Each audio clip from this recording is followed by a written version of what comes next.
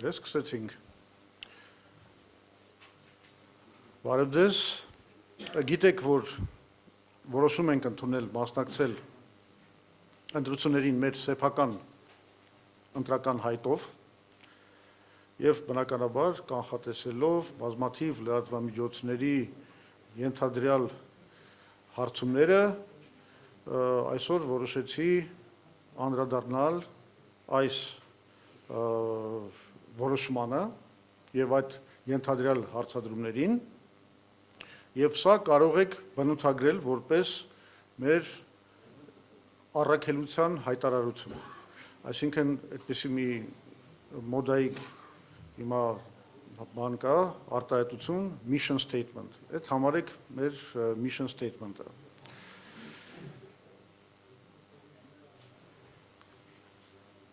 Ուրեմն գնում ենք ընտրությունների մեր գաղափարների հաղթանակի ակնկալիքով, որպես Հայաստանին ինքնիշխան խաղաղություն բերելու ունակ միակ քաղաքական ուժը։ Այս ընտրությունների գլխավոր հարցը մեր կարծիքով եւ կարծում եմ շատերի կարծիքով դա խաղաղության հարցն է։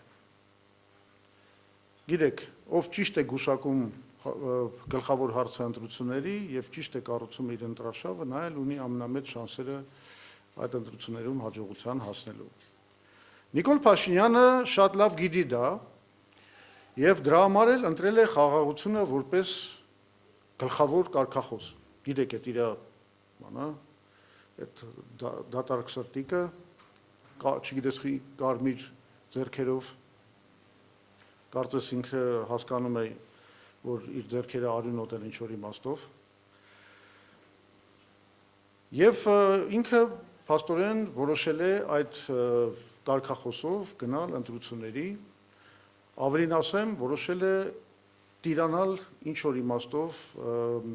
մենաշնորհի, խաղաղության մենաշնորհը վերցնել իր ձեռքը։ Ամբողջ խնդիրը սակայն այն է, որ գործ ունենք հերթական մեծ խարդախության հետ։ Նա փորձում է 1.5 տարի չկրակելը սահմաններում, չգիտեմ, մի քանի վագոն բենզինը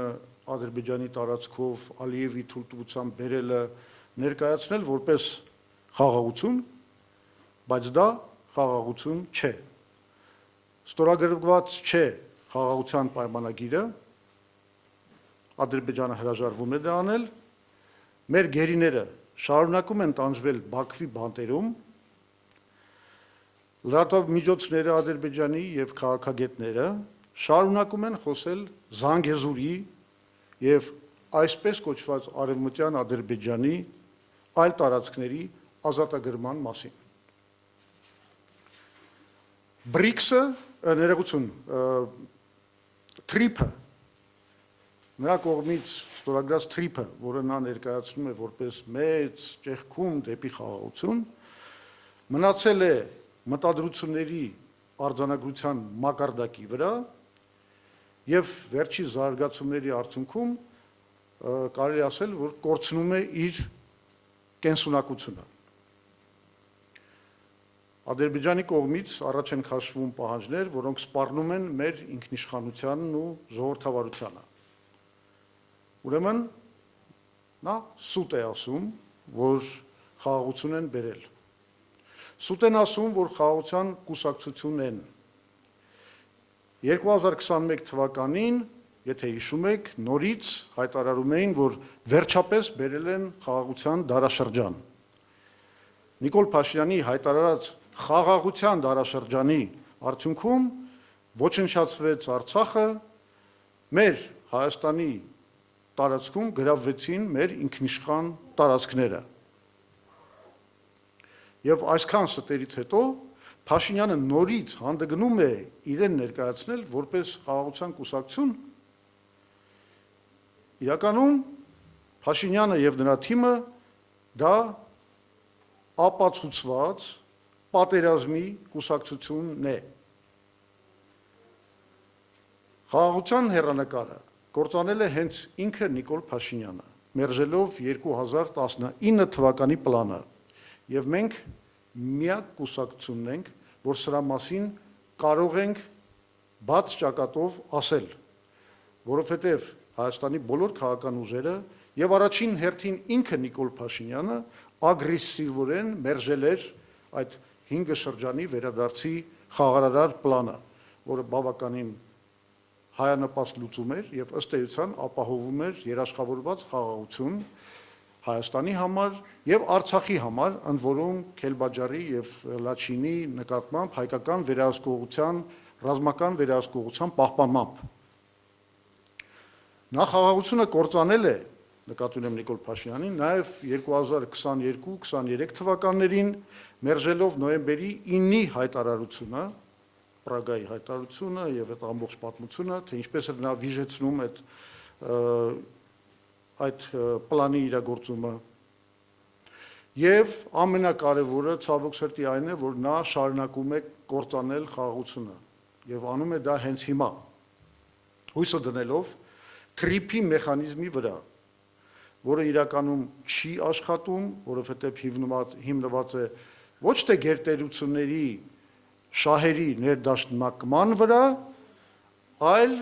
նրանց հակամարտության վրա։ Սրան ես ավելի մանրամասն կանդրադառնամ։ Ուրեմն, այս ամենին մենք հակադրելու ենք ինքնիշխան խաղաղության կառուցման մեր մոդելը։ Խաղաղության կուսակցությունը մենք ենք եւ այդպիսին ենք եղել ի սկզբանե։ Մենք միշտ էլ ասել ենք, որ պետք է կարգավորել հարաբերությունները Ադրբեջանի եւ Թուրքիայի հետ, որ մեր ազգային անվտանգության գլխավոր երաշխիքը հենց Ադրբեջանի եւ Թուրքիայի հետ հարաբերությունների կարգավորման մեջ պետք է փնտրել եւ մենք շատ արդյունավետ ենք գործել այդ ուղղությամբ։ Կասեք, բա ինչու չեք հասել արդյունքի, շատ պարզ պատճառով Թուրքիան ու Ադրբեջանը համաձայն էին, արդյունքի չհասանք, որովհետև մեր ներքին առավելապաշտները խանգարեցին դա անել։ Եվ մենք պատրաստ ենք շարունակել խաղաղության հաստատման գործընթացը եւ կատարել Հայաստանի կողմից ստանձնված բոլոր միջազգային պարտավորությունները։ Ես նորից կրկնում եմ սա որպես կարևորագույն հայտարարություն։ Մենք պատրաստ ենք շարունակել խաղաղության հաստատման գործընթացը եւ կատարել Հայաստանի կողմից ստանձնված բոլոր միջազգային պարտավորությունները։ Այսինքն, Ադրբեջանի եւ Թուրքիայի հետ խաղաղության հաստատումը եւ հարաբերությունների կարգավորումը լինելու է մեր գլխավոր առաջնահերթությունը։ Բայց ես ուզում եմ հիշեցնել ձեզ, որ մենք նաեւ անկախականներ ենք։ Մեզ պետք է խաղաղություն, որը պաշտպանում է մեր անկախ պետականության հիմքերը, մասնավորապես անկախության հռչակագիրը, հայ առաքելական Սուրբ եկեղեցին, որ դարեր շարունակ եղել է մեր ազգային միասնության ցեմենտն ու շաղախը, եւ մենք պնդում ենք, որ մեր ներքին հարցերը, մեր ընտրությունները, սահմանադրությունը, պետական խորհրդանիշները, պատմագրությունը մերն են բացառապես, ոչ մեկին թույլ չենք տալու խառնվել այդ հարցերի մեջ, մի բան, որ Նիկոլը անում է։ Խաղաղությունը, որովհետև չի կարող պայմանավորված լինել մեր ներքին քաղաքական ինքնակառավարման հարցերին վերաբերվող Ադրբեջանի պահանջների կատարմամբ։ Մեզ ոչ ոք իրավունք չունի դնելու ինքնիշխանության ու խաղաղության միջև ընտրություն կատարելու անհրաժեշտության, իսկ ես կասեի վտանգի առջև։ Իրականում այդպիսի ընտրություն չկա։ Կորցնես ինքնիշխանությունդ, կկորցնես նաև խաղաղությունը։ Մենք անկախական ենք նաև այն իմաստով, որ արևմտամետ չենք, ռուսամետ չենք, եւ մենք համարում ենք, որ պետք է համագործակցել ամբողջ աշխարհի հետ։ Իդեպ, ով որ կասկածում է մեր արտահայտված դիրքորոշումների վրա, խորհուրդ կտամ կարդալ մեր վերջին համագումարում ընդունված բանաձևը, որտեղ մենք բացահայտ խոսում ենք սրա մասին։ Իրականում, եթե ուզում եք, ես այսպես կձևակերպեի, մենք եւ արևմտամետ ենք, եւ ռուսամետ ենք, եւ իրանամետ ենք, եւ չինամետ ենք, եւ ադրբեջանամետ ենք, եւ թուրքամետ ենք, մենք բոլոր եւ ճապոնամետ ենք, մենք բոլորի հետ պատրաստ ենք գործ ունենալ, եթե իրենք գալիս են այստեղ ներդրումներով, գալիս են այստեղ նորմալ համագործակցության պլաններով եւ ոչ թե գալիս են իրենց աշխարհակահական նկարտումների համար պայքարում Հայաստանը որպես կռվադաշտ օգտագործելու նպատակով։ Այդ դա մենք թույլ չենք տա։ Մենք մեր նախընտրական ծրագրի հիմքում դնելու ենք նաև այդ Հայաստանը որպես կամուրջ ամբողջ աշխարհի հետ համագործակցող կամուրջ լինելու մոդելը։ Եվ ամենակարևորը խաղաղությունը կառուցում են եւ ոչ թե մուրում։ Այն վիճակը, որում մենք այսօր հայտնվել ենք, իրականում շատ խոցելի վիճակ է։ Հիմա խոսեմ մի քիչ թրիփի մասին։ Իրականում դուք բոլորդ հետևում եք վերջին զարգացումներին ռեգիոնում եւ հասկանալի է, որ տեղի են ունեցել այնպիսի տեկտոնիկ, ասենք թե ֆունդամենտալ փոփոխություններ, որոնք ըստ էության բավականին խոցելի են դարձնում այն կարգավորումը, որը մեզ փորձում էին մատուցել որպես խաղաղ կարգավորում, ես նկատի ունեմ թրիփի ստեղծման այդ մոդելը։ Իրականությունը այն է, որ մենք ի սկզբանե, հələ դեռ միջև այս իրանական պատերազմը, ասում էինք, որ թրիփը շատ խոցելի մոդել է, որ ինքը միակողմանի մոդել է, միակողմանի աշխարհաքաղաքական շահերի վրա կառուցված մոդել է։ Եվ դա շատ վտանգավոր է, որովհետև այդ գործընթացից մեկուսացված են բազմաթիվ երկրներ, որոնք շահեր ունեն այս ռեգիոնում։ Եվ Ռուսաստանը, եւ Իրանը, եւ Չինաստանը, եւ Հնդկաստանը, եւ այլն եւ այլն։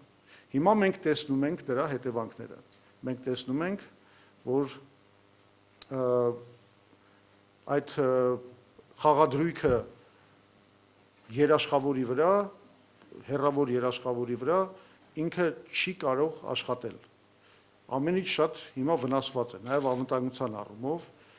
եւ մենք ի սկզբանե ասել ենք, որ պետք է կառուցել այն, ինչ որ մենք կոչում ենք շատ պայմանականորեն TRIP plus BRICS մոդելը, այսինքն մենք Հայաստանում պետք է կարողանանք ներդաշնակել բոլոր աշխարհաքաղաքական խաղացողների շահերը։ Եվ Հայաստանում, մասնավորապես Սյունիքում, Զանգեզուրում պետք է կառուցվի ոչ թե Զանգեզուրի միջանցք, որը կաշխատի միայն արևմուտքի համար, Թուրքիայի համար, Ադրբեջանի համար, այլ պետք է կառուցվի Զանգեզուրի հանգույց։ Այսինքն մենք պետք է ունենանք նաև հարավ-հյուսիսյան կոմունիկացիան, որը պետք է կապի Հայաստանը Իրանի միջոցով Պարսից ծոցի հետ։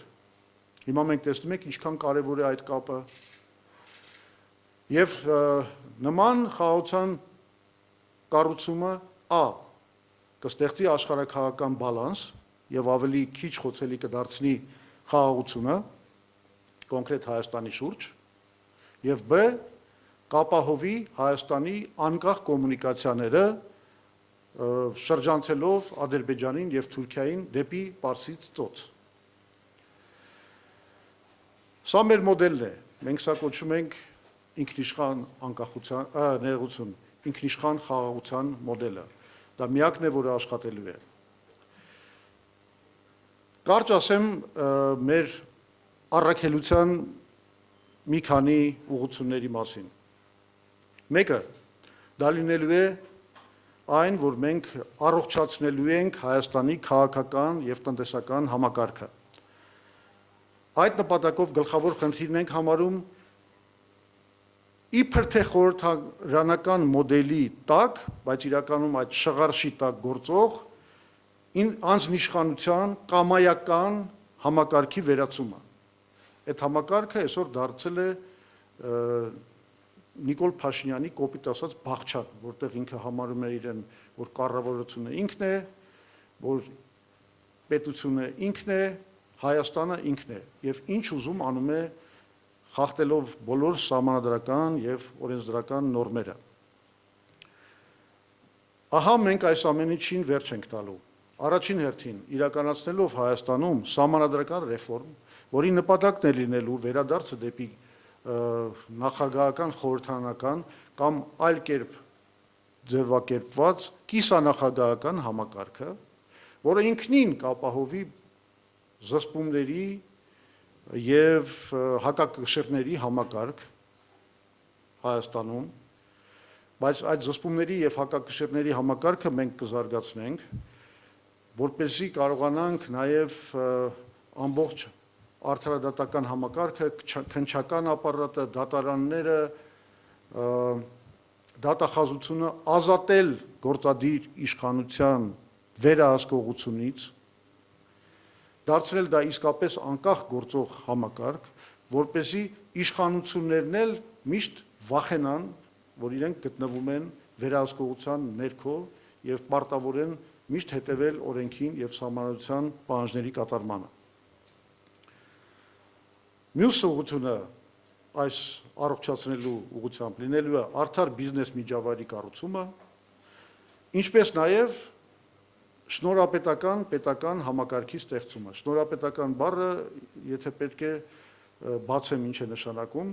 դա մերիտոկրատիա բառն է, այսինքն երբ այնպիսի հասարակական կարգ, որտեղ մարդիկ նշանակվում են պաշտոնների ըստ իրենց արժանինքների։ Դա հայտնի է որպես մերիտոկրատիա, 2012 թվականին դա իդեպ Տեր-Պետրոսյանի հեղինակային բառներ, մերիտոկրատիան նա հայերենով թարգմանեց որպես շնորհապետություն, այդ պահից սկսած միշտ մեր ծրագրերի մեջ շնորհապետական համակարգի կառուցումը կա ու մնալու է։ Ինչ ենք մենք առաջարկում ըստ էության, ասենց ասեմ, 3 մեծ կատեգորիաների համար մարդկանց։ Դրանք աշխատողներն են, ուսանողները եւ թոշակառուները։ Աշխատող մարդկանց համար մոտավորապես արդեն ասացի,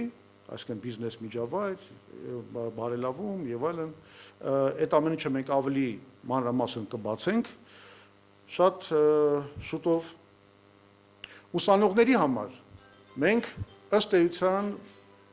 մտցնելու ենք անվճար կրթություն բարձրագույն, ինչ եմ ասում ըստ էության, որտեվ իրականում դա չի լինի լիակատար անվճար ֆինանսավորում, մենք հանդես ենք գալու պետական ուսանողական բանկի ստեղծման գաղափարով, որը թույլ է տալու երկարաժամկետ վարկեր տալ բոլոր ուսանողներին, որպեսզի իրենք կարողանան չունենալով այդ գումարները այնուամենայնիվ ստանալ կրթությունը,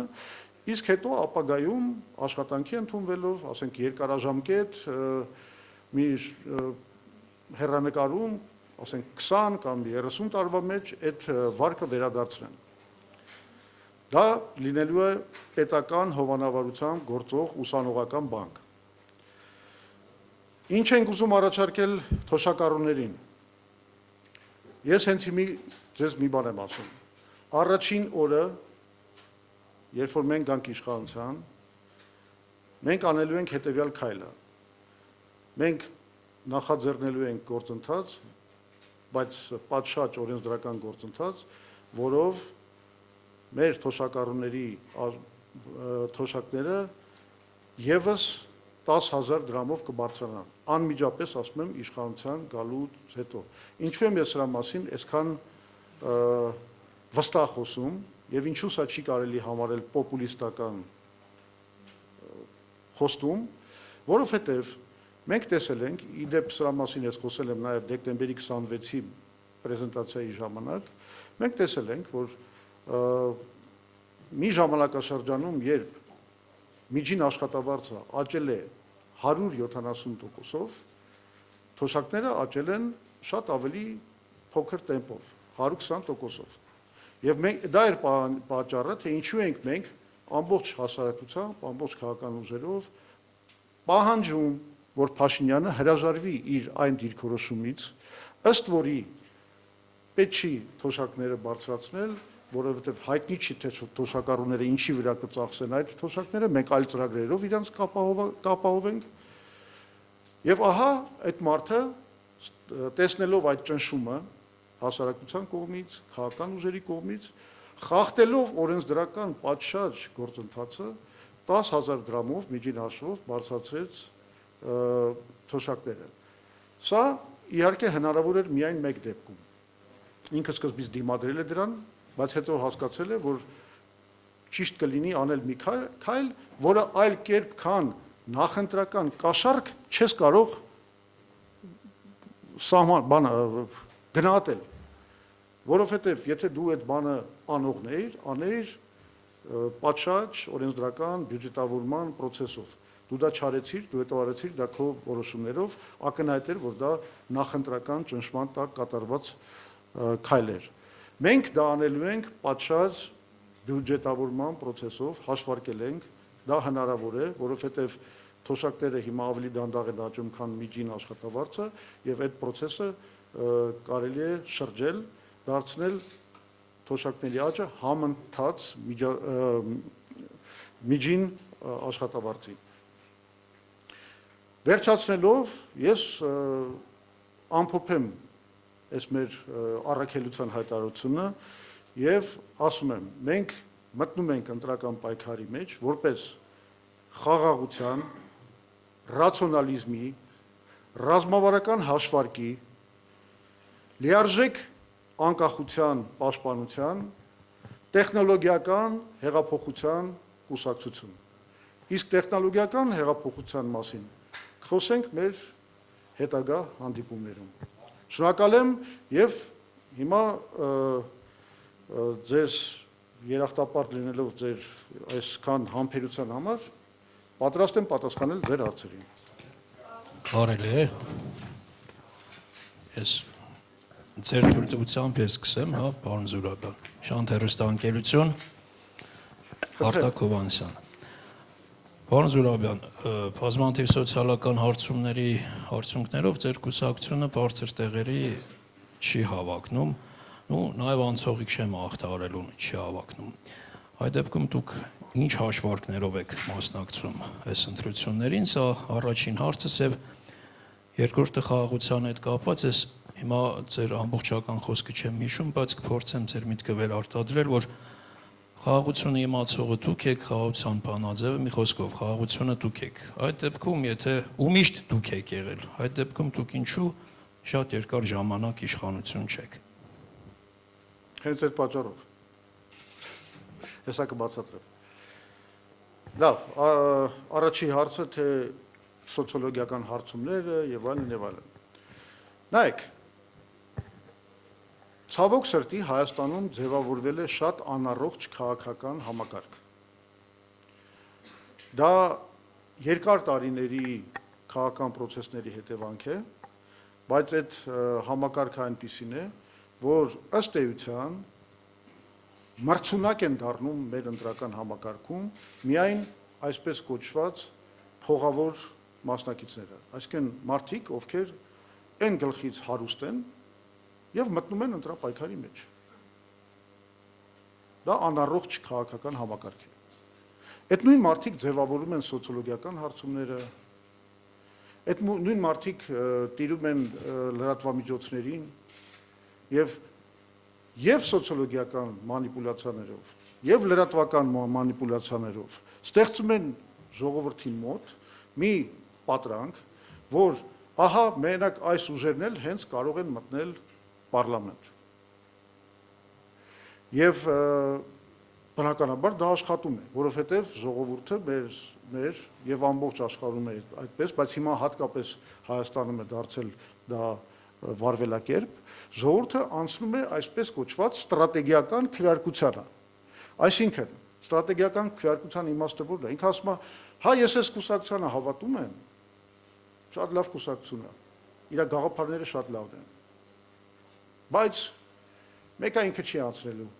Ավելի լավ է ես գնամ հաղթողի ճամբար կամ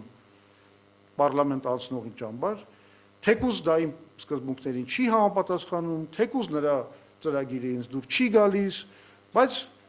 ես ուզում եմ լինել հաղթողների ճամբարում։ Դա այո, կա այդ ֆենոմենը։ Բայց գիտեք ինչ, եթե մենք մեր համակարգը թողենք, որ այս հիվանդությունը զարգանա, դա Հայաստանի համար երբեք ոչ մի լավ բան չի բերի։ Եթե ուզում եք իմանալ, ես կարող եմ ձեզ ասել, ընդունեք մեր հայտը նաև որպես փորձ նման հիվանդ համակարգը ջարդելու առումով։ Այո, մենք փողի դեմ հանում ենք մեր գաղափարները, հանում ենք ճիշտ լուծումները, հանում ենք ռազմավարությունը, ռազմավարական հաշվարկը։ Ասում ենք հասարակությանը, դատեք ինքներդ եւ ձեր քվեարկությամբ փորձեք կոտրել այս հիվանդ առատավոր մեխանիզմը ընտրությունների, որ ձևավորվել է Հայաստանում։ Մենք նաեւ այդ ենք անում, մենք այսօր փորձում ենք դա էլ կոտրել։ Եվ ես կարծում եմ դա շատ լավ առաքելություն է։ Եթե մեզ ուզում են քննադատեն այն մարդիկ, ովքեր ասում են, այ դուք մտնելու եք դաշտ, փոշիացնելու եք ձեր ձայնը, չենք կարողանա Նիկոլ Փաշինյանին հաղթել։ Ես ձեզ վստահեցնում եմ, հիմա ում մասին են խոսում, չէ՞, խոսում են Սամվել Կարապետյանի, խոսում են Գագիկ Ծառուկյանի, Ռոբերտ Քոչարյանի այդ 3 մեծ ճամբարների մասին։ Ես ձեզ վստահեցնում եմ, այդ քաղաքական ուժերից մենք մի ձայն անգամ չենք կարողանալու տանել։ Իսկ եթե տանենք, դա լինելու են բացառություններ։ Մենք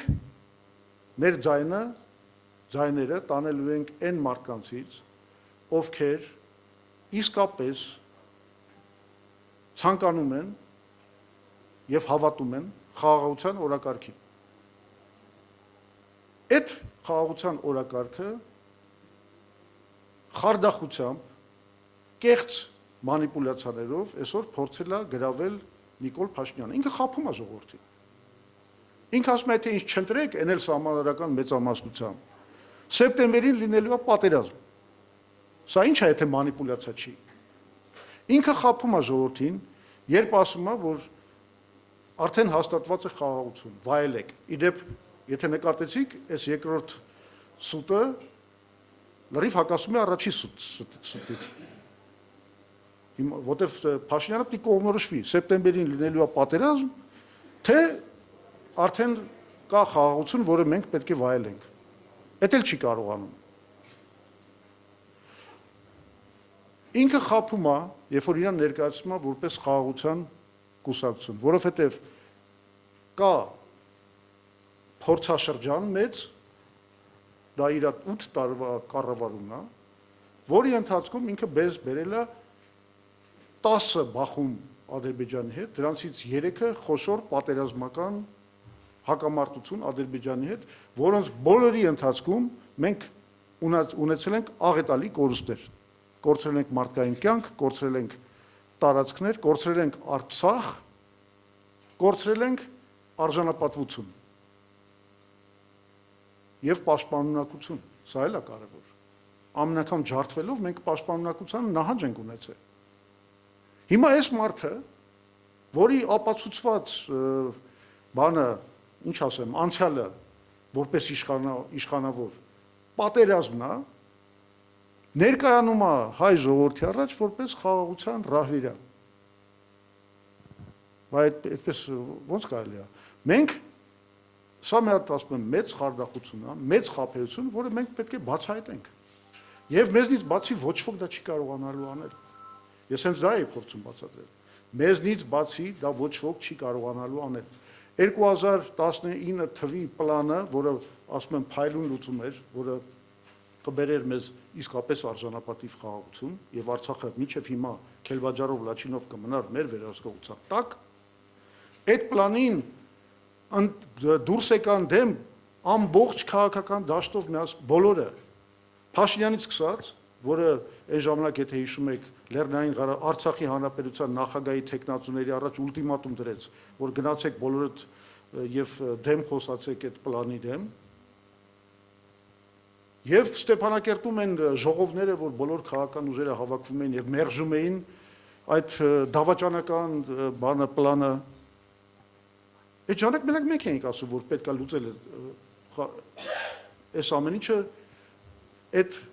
հիմքի վրա։ Ես սա ինչի եմ ասում, ոչ թե գլուխ գովալու համար։ Ես ասում եմ հետեւյալը, այդ ուժերը չեն կարող իրան քննադատել։ Այն ուժերը, որոնք այն ժամանակ մերժել են այդ պլանը, չեն կարող բացահայտեն ճշմարտությունը Նիկոլ Փաշինյանի ցախողումների մասին։ Մենք կարանք, մենք ունենք դրա բարոյական իրավունքը։ Մենք կարանք, ու սա մեր առաքելությունն է, մեր եթե կուզեք գործառույթը, ֆունկցիան, մենք սրանից իրավունք չունենք խուսափել, մենք պիտի գնանք եւ բացատրենք ժողովրդին ինչ ա եղել։ Ճշմարտությունը չասենք, ժողովրդին ճշմարտությունը իմանալու հնարավորությունը չտանք, ես կարծում եմ սա բան է, պարտավորություն է։ Եվ մենք դրա համար գնալու ենք այդ ուղղությամբ, փոշիացման մասին խոսակցություն մերժում եմ, եթե ձայն տանելու ենք, ասում եմ, այն պոտենցիալ ձայնը, որը կարող է գնալ Նիկոլի կողմը, Նիկոլ Փաշինյանի ճամբարը, եթե այդ մարդիկ խաբվեն եւ ենթարկվեն իր մանիպուլյացիաների։ Իսկ այդ մանիպուլյացիաները բացահայտելու ունակությունը ունենք միայն մենք։ Հետևաբար, սա լուրջ գործառույթ է եւ մենք սրանով լրջորեն զբաղվելու ենք եւ ես վստահ եմ հասնելու ենք հաջողության։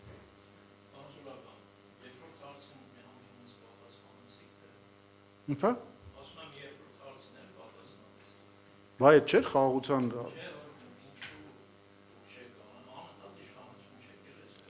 Հա, ինձ թվում է պատասխանեցի, հա, ասեցի հետո կբացատրեմ, հա։ Ինչու մենք իշխանություն չենք, եթե խաղաղության կողմնակից ենք։ Հենց այդ պատճառով, եթե մոռացել եք 1998 թվականին Տեր-Պետրոսյանին պարտադրեցին հրաժարական, հենց այն պատճառով, որովհետև ինքը ընտրել էր խաղաղության պլանը։ Այսինքն հենց խաղաղության կողմնակից լինելու պատճառով չենք իշխանություն, որովհետև ցավոք սրտի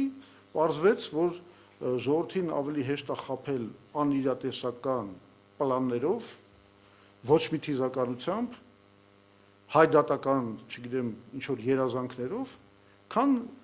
ռազմավարական հաշվարկի վրա հիմնված իրատեսական ծրագրերով։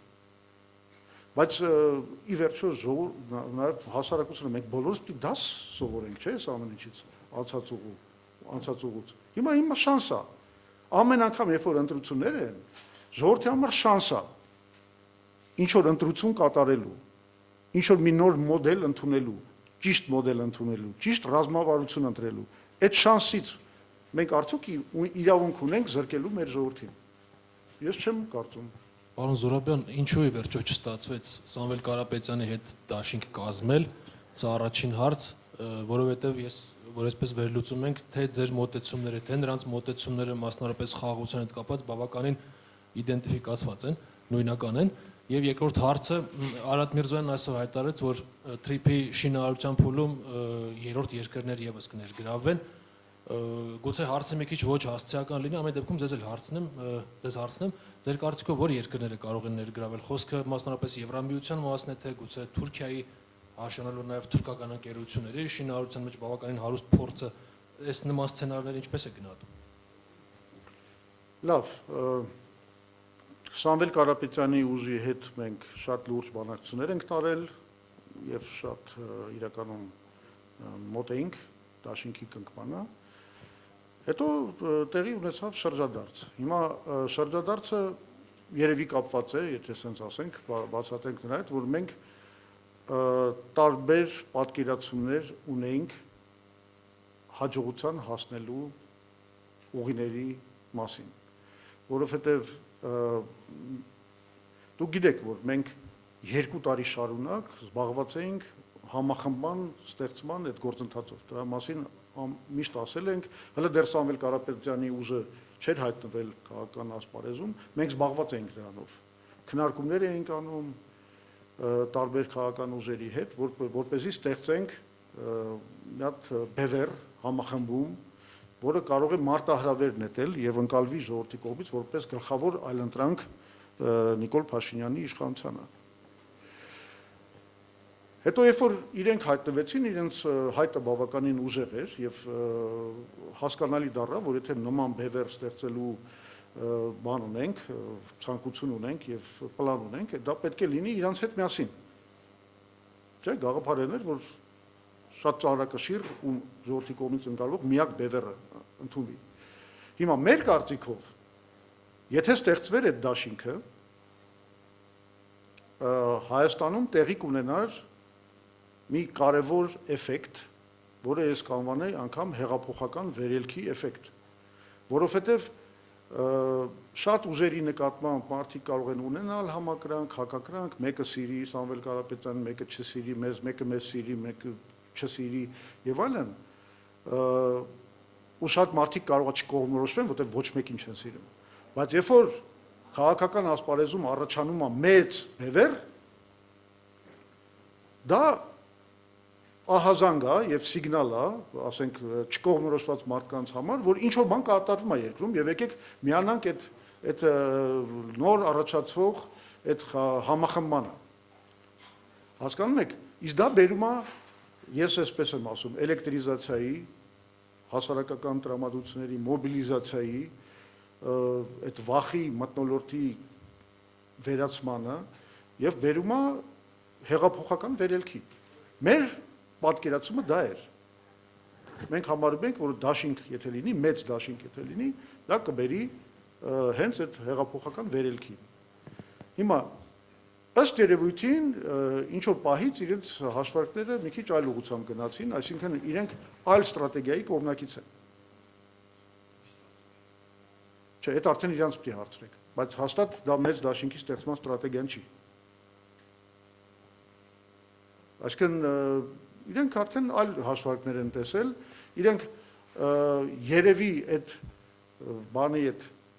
հեղափոխական վերելքի այդ էֆեկտի գնահատման մեջ տենց կամ չխորացան, կամ ինչ որ պատճառ կար, որ չեն ընդունել, եւ ավելի շատ ընտրական տեխնոլոգիաների վրա են փորձում կառուցել իրենց ստրատեգիաները։ Մենք հարգում ենք իրենց որոշումը, մենք իրենց մաղթում ենք հաջողություն, ի վերջո մեծ հաշվով նույն գործն ենք անում, անգամ եթե այդ համատեղ նպատակին հասնելու ստրատեգիաների առումով մեր կարծիքները կարող են չհամընկնել, դա չի փոխում մեր, ինչ ասեմ, ցանկությունը եւ նպատակադրությունը այս երկիրը ազգագործական պատուհասից ազատելու համար։ Իրենք էլ են ուզում անել նույն բանը։ Շատ լավ։ Մեր կարծիքով ավելի արդյունավետ կլիներ։ Չէ, կաշխատենք նոր ստեղծված պայմաններում։ Հա, այդ երկրների տարբեր։ Դե գիտեք ինչ, դուք հիմա ուզում եք, որ ես փորձեմ գուշակել, թե Արարատ Միրզոյանը ինչ նկատի ունի։ Մենք ես կարող ասել մեր կոնցեպցիան որն է։ Իսկապես այն վիճակով, ոնց որ BRICS TRIP-ը հիմա կա, դա շատ միակողմանի կոնցեպցիա է։ Դա իրականում քաղաքական պրոյեկտ է, որի նպատակն է կապել Միացյալ Նահանգներին բանի այդ Միջին Ասիայի շուկաների հետ, արևմուտքին կապել Միջին Ասիայի շուկաների հետ, ստեղծել այդ թուրքական առանցքը, մեկուսացնել Իրանին եւ Ռուսաստանին հարավային Կովկասից, այսինքն հասկանալի աշխարհաքաղաքական պրոյեկտ է։ Բայց մենք համարում ենք, որ այդ եթե պրոյեկտի հիմքում դրվում է միակողմանիությունը, դա դարձնում է իրան շատ խոցելի եւ այս ամերիկա-իսրայելական պատերազմը Իրանի դեմ դրա ամենավառ ապացույցը պետք է լինի։ Արդեն հասկանալի է, որ Միացյալ Նահանգների դիրքերը բավականին սասանվել են Միջին Արևելքում։ Արդեն հասկանալի է, որ ասենք գիտեք շատ ավելի ուժեղ երաշխավորական պարտավորություններով Միացյալ Նահանգները չկարողացան այդ երաշխավորի դերը կատարել ոչ Սաուդյան Արաբիայի համար, ոչ Էմիրատների, ոչ Քաթարի, ոչ Բահրեյնի, ոչ Քուվեյթի։ Իրաքում էլ իրենց բազաները ոչնչացվեցին։ Այսինքն հասկանալի է, որ սա շատ փխրուն բան է։ Այստեղ էդ էլ չկար, այստեղ էլի կար ինչ-որ անվտանգության կոմպոնենտ, բայց ոչ երաշխիքը կար, ոչ ռազմական բազայի տեղադրում կար, այսինքն չկար անվտանգության երաշխավոր դառնալու բան, տենց լիարժեք ֆունկցիա։ Այնտեղ որտեղ կար, նույնպես չաշխատեց։ Բա հիմա ստեղ ոնց է աշխատելու։ Ու ակնհայտ է, որ Իրանը արդեն լրիվ նոր դիրքերից է խոսալու եւ ամեն ինչ անելու է, որ թույլ չտա միակողմանի պրոյեկտի իրականացմանը։ Դա ակնհայտ է։ Բայց մենք զուսացում ենք դրա մասին։ Հիշում եք, որ ասում էին, դե տեսեք, բանը կա, թրիփը կա, բայց ոչ Ռուսաստանը, ոչ Իրանը դեմ չեն խոսում։ Չեն բանանում, հակառակվում դրան, դե այնպես որ ոչ մի վտանգ չկա։ Դա իշխանություններն էին ասում։ Հենց նույն ձեր ասած Միրզոյանը։ Իսկ մենք զգուշացնում էինք։ Մենք ասում ենք այդպես չի, սա շատ միակողմանի է։ Այսօր կարող է չեն խոսում, վաղը պատե առիթին իրանք իրենց հակառակվելը ցույց կտան։ Եվ ինչ։ Հիմա ցույց են տալիս։ Եվ Ռուսաստանը եւ Իրանը հիմա շատ կոշտ են խոսում այս թրիփի նկատմամբ։ Որն է եզրակացությունը։ Եզրակացությունը հետեւյալն է։ Պետք է լուծում, որը չլինի միակողմանի։ Եվ դա հենց մեր ասած պրոյեկտն է։ Մենք համարում ենք, որ այդ պրոյեկտին պետք է այո գտնել բոլոր աշխարհաքաղաքական խաղացողների, գերտերությունների մասնակցությունը։ Այդ պրոյեկտներին պետք է մասնակցի Ռուսաստանը, պետք է մասնակցի Չինաստանը, Հնդկաստանը, Իրանը։ Ինչու՞ չէ, թող ներգրավեն դրա մեջ Ադրբեջանը, Թուրքիան, Ամերիկան, Եվրոպական միությունը։ Մեր մոդելը դա է։ Իդեպ կներեք, խոսքը գնում է մեր տարածքի մասին, մեր սուվերեն տարածքի մասին։ Մենք ասում ենք, մեր սուվերեն տարածքում մենք պատրաստ ենք ստեղծել բոլորի շահերը ապահովող տրանսպորտային մոդել։ Եկեք անենք դա։ Այս միակողմանի մոդելը արդեն ապացուցեց, չէ՞ որ բան չի, աշխատող չի։ Պարոն Զուրաբյան, խաղաղության խարդախության մասին խոսեցիք, խաղաղության ռահվիրա այս Փաշինյանը դիրքավոր ունեցել։ Կեղծ ռահվիրա։ Այո, կեղծ ռահվիրան ունի նաև իր մունետիկները։ Հիմա կեղծ են, շիտակ են, չգիտեմ, այսօր մարդիկ գնացել են Ադրբեջան հերթական այցով խաղաղության կամուրջ կլոր սեղան քննարկմանը, ներկայացել են որպես Հայաստանի քաղաքասարակության պատվիրակներ եւ դուք հավատում եք, որ այս հանրային շրջանակները կկարողանան ինչ-որ բան փոխել, այսպես կոչված այս օրակարգերում, եթե չենք տեսել, որ իշխանությունից տարբերվող ինչ-որ կարծիքներով հանդես գան, անունները թերևս ձեզ հայտնի են, այնտեղ իրենց մտավորական դիրքավորած մարդիկ էլ կան, իդեմս Ռուբեն Բաբայանի, Նավասարդյանի եւ փորձագիտական տարբեր խմբերի ներկայացուցիչների, ի վերջո ինչ սպասել այս կլոր սեղաններից, թե սուր ծայրերը ամեն դեպքում զգացնել կտան շուտով, եւ հաջորդ հարցը դուք մեծ տեսլականում հնարավոր համարում եք, որ իշխանափոխության հեռանկարը ձգվի մինչև հետընտրական պրոցեսներ կամ գուցե մինչև տարվա վերջ, ոչ թե հենց ընտրություններով լինի լուծումը։ Շնորհակալություն։ Ուրեմն այն երևույթը, որ դուք նոր նկարագրեցիք, այդ հասարակական կազմակերպությունների շփումները Բաքվում կամ Երևանում, դա պրոֆեսիոնալ քաղաքագիտական լեզվով կոչվում է անգլերեն second track diplomacy, այսինքն երկրորդ ուղու դիվանագիտություն։ Երբ որ ասում են երկրորդ ուղու դիվանագիտություն, նկատի ունեն, որ կա առաջի ուղին։ Իսկ առաջի ուղին դա միջկառավարական դիվանագիտությունն է։ Հիմա ես ձեզ ուզում եմ ասեմ մեր մոտեցումը։ Երկրորդ ուղու դիվանագիտությունը գործում է միայն մի դեպքում, եթե հաջողակ է առաջին ուղու դիվանագիտությունը։ Ասենք արվեստաբանների, սպորտսմենների, չգիտեմ, բաների, այդ գիտնականների հանդիպումները ֆրանսիացիների ու գերմանացիների միջև տեղի ունեցան 50-ական թվականներին, երբ որ գոյություն ուներ Ֆրանսիայի ու Գերմանիայի կառավարությունների միջև այդ հաշտեցման գործընթացը, որը այդ առաջի ոնց որ ուղու դիվանագիտությամբ ստեղծված էր։ Այդ դեպքում էֆեկտիվ է։ Իհարկե կարևոր է, երբ որ արդեն որոշվել է, որ պիտի հաշտվես, ավելի լավ է սկսեն հասարակություններն էլ հաշտվել։ Եթե այդ հաշտության process-ը առաջին մակարդակի վրա լավ չի գնում, երկրորդ մակարդակը ոչ մի բան չի կարող անել։ Երկրորդ մակարդակը կարող է անել ինչ որ բան, մենակ երբ որ առաջինն էլ է հաջող։ Հիմա ուրեմն մենք էլի գալիս ենք առաջին մակարդակի դիվանագիտության մասին։ Փաշինյան-Ալիև դիվանագիտություն լավ է գնում։ Ես կարծում եմ, չէ։ Այն ինչ որ կատարվում է, դա ընդամենը նախընտրական զինադադարի պատկեր է։ Նախընտրական զինադադար։ Ուղղակի ժամանակավորապես միջև իրենց հլու հնազանդ բանի մանեկենի ընտրվելը ադրբեջանցիք սահմանափակել են, անգամ չեն դադարեցրել, սահմանափակել են հռետորաբանությունը Հայաստանի նկատմամբ։ Մի երկու հատ ժեստ են արել, բենզին են թողել, որ անցնի, չգիտեմ, հացա բանա ինչ որ հատիկ կեղենա անցել եւ այլն, բայց այդ արդեն ցույց է տալիս, որ իրականում վիճակը շատ վատ է, որովհետեւ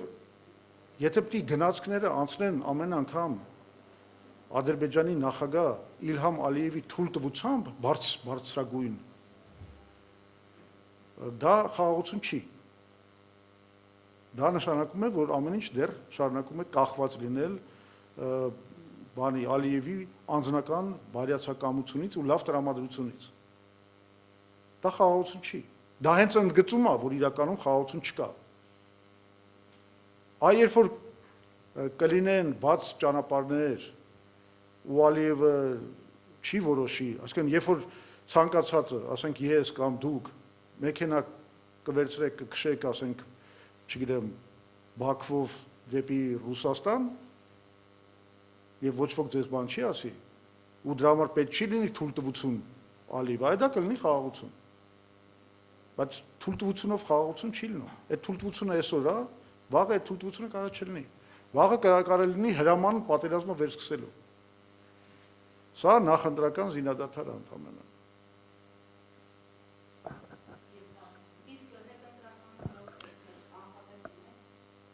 Գիտեք, չեն կարող չկանխատեսել, որովհետև այն արհամարական, ասեմ, արտակարգ արհամարական վերաբերմունքը, որ Հայաստանի այս նորածին դիկտատոր Նիկոլ Փաշինյանը ցուցադրում է սահմանադրության եւ օրենքների նկատմամբ, իրանով փոխարինելով բանը ոչ միայն սահմանությունը, օրենքները, այլ նաև, ասենք, եկեղեցու կանոնադրությունը, դա նշանակում է, որ ինքը ոչ մի բանի առաջ չի կանգնելու։ Իր իշխանությունը պահպանելու նպատակով ոչ մի բանի առաջ չի կանգնելու։ Իսկ եթե հաշվի առնենք նաև այն հանգամանքը, որ ինքը ունի այս հարցում Եվրոպական միության եւ Միացյալ Նահանգների աջակցությունը, սա նշանակում է, որ ինքը արդեն շատ արխային է իրան զգում, շատ հանգիստ է իրան զգում, որևէ օրենք խախտելու գործում, որտեղ ինքը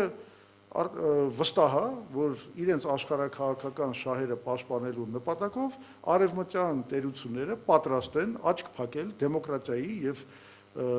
օրինականության խախտման բոլոր process-ների վրա։ Սա ակնհայտ երևում է։ Ես ընդհանրապես ասեմ, ես շատ օրինակի համար համակրում եմ Ամերիկայի փոխնախագահ J.D. Vance-ին, բայց այն ինչ որ ինքը անում է, գալով Հայաստան եւ հռչակելով, որ իրանց տեխնացու Նիկոլ Փաշինյանն է, դա ուղիղ այն է, ինչ որ ուղղված է ժողովրդավարության դեմ։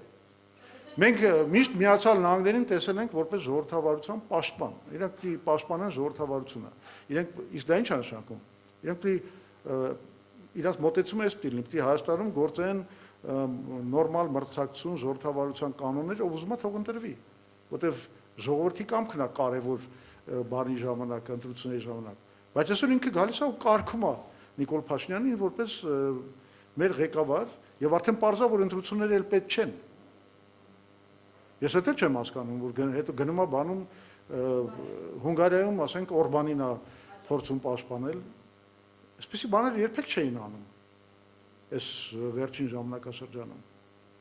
Սա ժողովրդավարության աջակցությունն է, սա աջակցությունը ինչ որ աշխարհակահաղական պլանների, որոնք ոչ մի կապ կարող է չունենան հայ ժողովրդի կամքի հետ։ Պարոն Զուրաբյան, ես էլ հարց ունեմ Ազատություն ռադիոկայան։ Ես ինչքան հասկացա ձեր խոսքից, դուք այնուհանդերձ մինչև ընտրությունները հրապարակվող սոցիոլոգիական հարցումները չեք դնում կասկածի տակ, թեև խնդիր եք տեսնում, թե ինչ իրավիճակում են արվում դրանք, ճիշտ եմ հասկանում, դուք կասկածի տակ չեք դնում այդ հարցումների Չէ, սոցիոլոգիական հարցումները կասկածի տակ դնում ենք, որովհետև Այսինքն ըստ ձեզ դուք ունեք այլ սոցիոլոգիական հարցումներ կամ ըստ ձեզ դուք կանցնեք ոչ թե այլ սոցիոլոգիական հարցումներ, Հայաստանում չկա այն սոցիոլոգիական ինստրումենտը, որ դե նախ ձեզ ասեմ, որ դա շատ թանկ հաճույք է, շատ թանկ։ Դա ասենք մոտավորապես մի 20,000-ից սկսվող դեպի $30,000 բան է, հաճույք է, բայց անգամ դա չի խնդիրը։ Ես հարցս ավարտեմ, հա, եւ եթե այնուհանդերձ դուք հայտնվում եք խորհրդարանում եւ հարց է լինում, այսպես ասած, հետընտրական կոալիցիայի մի քանի ուժերի հետ, ով կգա իշխանության, այսպես ասած, դուք ում հետ եք պատրաստ համագործակցել, ձեր ձայնը տալ, թե պարտադիր ձեր տեխնատուն, որը դուք եք գլխավորում, դուք եք այս դեպքում Հայ ազգային կոնգրեսի տեխնատուն, դուք պիտի լինեք վարչապետի տեխնատու, թե դուք կմիանաք այլ տեխնատուի եւ ով կլինի այդ տեխնատուն, օրինակ խտրականություն կդնեք, օրինակ Ռոբերտ Քոչարյան, Գագիկ Ծառուկյան, Նարեկ Կարապետյան, որը գլխավորում է կամ այդ ուժն ասում է, որ Սամվել Կարապետյանն է դառնալու, Նիկոլ Փաշինյան, ում կտակ ձեր ձայնը, շնորհակալ։ Գիտեք, ես ուղղակի իսկապես անիմաստ եմ համարում այս խոսակցությունները։ Մենք գնում ենք ընտրություններում հաղթելու նպատակով։ Այո, շնորհակալ եմ Հայ ազգային կոնգրեսին, երախտապարտ եմ, ինձ ընտրել են որպես Հայ ազգային կոնգրեսի վարչապետի տեխնատու։ Իմ պարտականությունը նաև Հայ ազգային կոնգրեսի առաջ եւ մեր ժողովրդի առաջ պայքարել իմ հաղթանակի համար, մեր հաղթանակի համար։ Դա իմ պարտականությունն է։ Հիմա ես նստեմ մտածեմ, թե ով կարող է լինի հաղթող այդ պայքարում։ Մենք կենտրոնացված ենք մեր հաղթանակի վրա։ Երբ որ կլինեն խորհրդարանական ընտրությունների արդյունքները, դա կստեղծի մի հատ նոր իրավիճակ, եւ այդ վիճակում մենք մեր որոշումները կկայացնենք, կբանակցենք։ Ի վերջո պետք է հասկանանք, չէ՞, որն է ավելի մեծ խնդիր։ Հիմա ստացվի իմ տեխնատության շուրջ կբանակցենք, չստացվի մեկ այլ տեխնատության շուրջ կբանակցենք, բնականաբար, պետք է մտածենք, որ ինչ որ լուծումներ գտնենք։ Լսեք, իշխանության հետ կարելի է համագործակցել Նիկոլ Փաշինյանին հեռացնելու հարցում։ Նկատի ունեմ, հասկացաք ինչ եմ ասում, ասենք եթե կան ինչ որ падգամավորներ, որոնք հասկանալու են, որ ստեղծված, ասենք, իրավիճակում իրանք պետք է գնան ինչ որ կոմպրոմիսների եւ Նիկոլ Փաշինյան պետք է հեռանա, ինչու չհամագործակցես։ Կարող է հենց այդ համագործակցությունը, ասենք, բան լինի, վճռական լինի, ասենք 1990 թվականի ընտրությունների ժամանակ, երբ որ հայոց համազգային շարժումը առաջին անգամ մասնակցեց ընտրություններին, պարլամենտում հաղթանակ չէր տարել։ Եվ չէր կարող Լևոն Տեր-Պետրոսյանը օրինակի համար ընտրվեր Գերագույն խորհրդի նախագահ, եթե կոմունիստների, այսինքն մեր հակառակորդների մի մասը եւ բավականին մեծ մասը չանցներ եւ չհաջակցեր Տեր-Պետրոսյանի տեխնատությանը։ Հիմա ինչի մասին ենք խոսում, այդ նույն բաները կարող են լինել այս ընտրություններից հետո։ Կապրենք, կտեսնենք, իսկապես անիմաստ խոսակցություններ են։ Ոչ միայն չունենք, այլ չենք էլ վստահում այդ հարցումներին։ Ես միշտ ցանկանում եմ նման դեպքերում հիշել մեր շատ հարգելի եւ հուսալի գործընկեր Ստեփան Դեմիրճյանի կատակը։ Ինքը միշտ ասում էր սոցիոլոգիան Հայաստանում շատ ճշգրիտ գիտություն է։ Ով ինչքան վճարում է, այդքան էլ ստանում է։